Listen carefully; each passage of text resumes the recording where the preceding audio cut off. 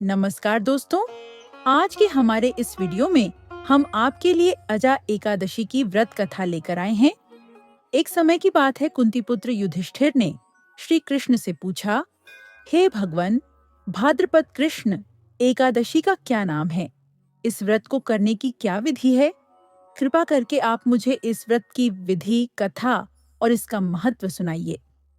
भगवान श्री कृष्ण कहते हैं, धर्मराज, भाद्रपद कृष्ण पक्ष की एकादशी का नाम अजा एकादशी है। यह समस्त पापों का नाश करने वाली है।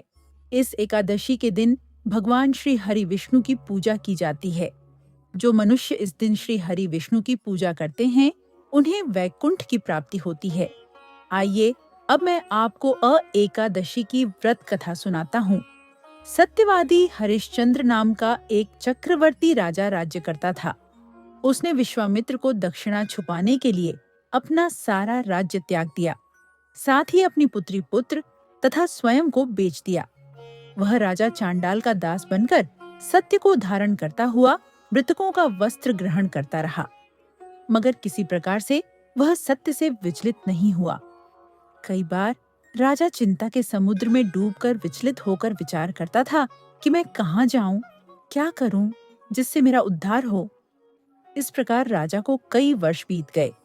एक दिन राजा इसी चिंता में बैठा हुआ था कि गौतम ऋषि वहां आ पहुंचे।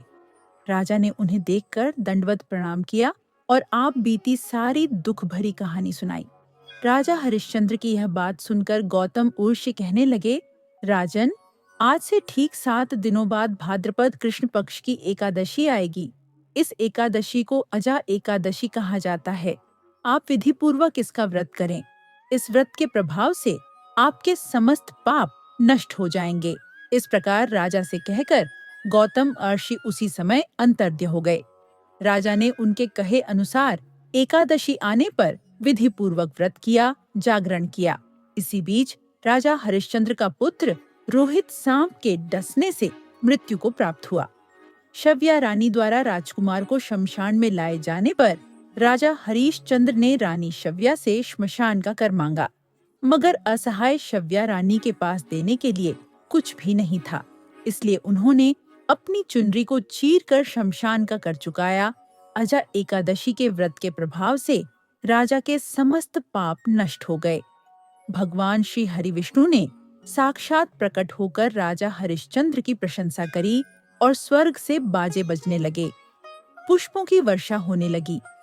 भगवान की कृपा से राजा का पुत्र जीवित हो गया और एकादशी के व्रत के प्रभाव से राजा को उनका राज्य भी मिल गया। फिर वह तीनों चीरकाल तक राज्य सुख भोग कर अंत में ईश्वर को प्राप्त हुए। हे धर्मराज, यह सब अज एकादशी के व्रत के प्रभाव से हुआ था। जो मनुष्य पूरे मन से विधि पूर्वक इस व्रत को करते हुए रात्रि जागरण करते हैं, उनके समस्त पाप नष्ट हो जाते हैं। वह सुख समृद्धि से अपना जीवन व्यतीत कर अंत में स्वर्ग लोक को प्राप्त होते हैं। इस एकादशी की कथा को सुनने मात्र से अश्वमेघ यज्ञ का फल प्राप्त होता है। जय श्री हरि विष्णु है।